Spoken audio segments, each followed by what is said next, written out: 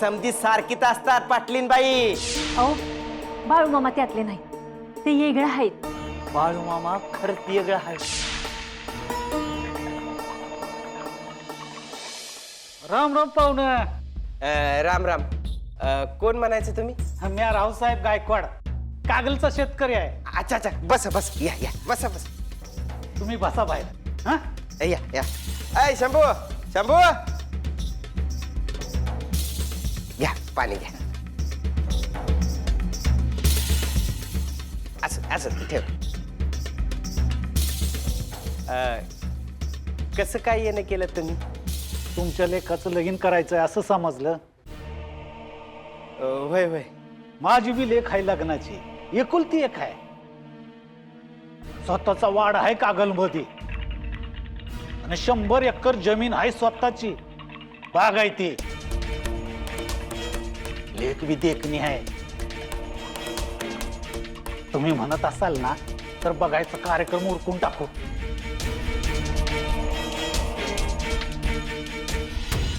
का हो? काय झालं? हा? नाही नाही, काय नाही झालं बघा. म्हणजे आता तुम्ही असं बोलताय ते मला काही समजणं ना. असं म्हणजे अचानक घरी आलात आणि घरातली मंडळी पण कोणी नाहीत, बाहेर गेल्यात ना, म्हणून जरा. कुठं गेले ती मग? केव्हा येणार आहेत? ते काय ठाव नाही बघा. म्हणजे ते बाळू मामा म्हणून एक जण आहेत ना, ते त्यासनी सौंदतीला दर्शनाला घेऊन गेले, माझ्या पोराला आणि बायकोला. काय सांगताय? बाळू मामा? तुम्ही पण बाळू मामासनी ओळखतात का? हो, बाळू मामासनी कोण ओळखत नाही. हो, देव माणूस आहे देव. नशीबच आहे की स्वतः बाळू मामा तुमच्या घरातल्या माणसासनी बोलवतात, म्हणजे पुण्यवान माणसं आहे की तुम्ही. हा, तुमच्या घरातच मला पोरगी द्यायची आहे बघा. त्या निमित्तानं बाळू मामाचं तरी दर्शन होईल की. होय होय.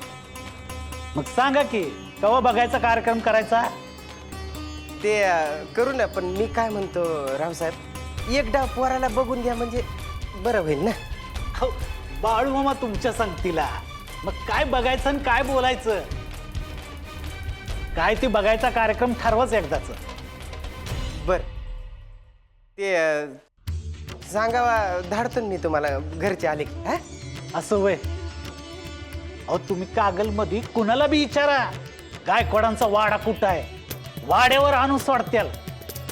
बरं बरं बरं. बरं, येऊ का? हा, या या. जरा गडबड आहे. चला येतो. राम राम. राम राम. एवढे लोक बाळू मामाला मानतात?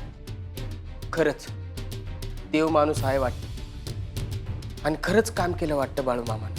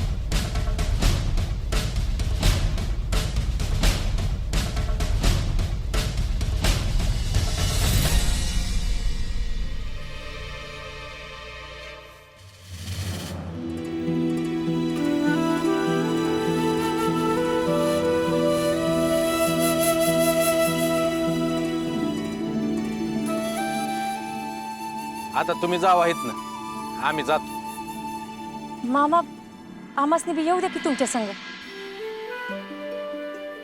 हवं तुम्ही जाणार तिकडं, आम्ही इकडं, कशा पाय हेलपाटा करताय? हा, मामा मी तुम्हासनी सोडून कुठं बी जाणार नाही. असं कसं? लगीन करायचं नाही का? हा, होय. अरे होणारी बायको वाट बघत बसली असेल घरला,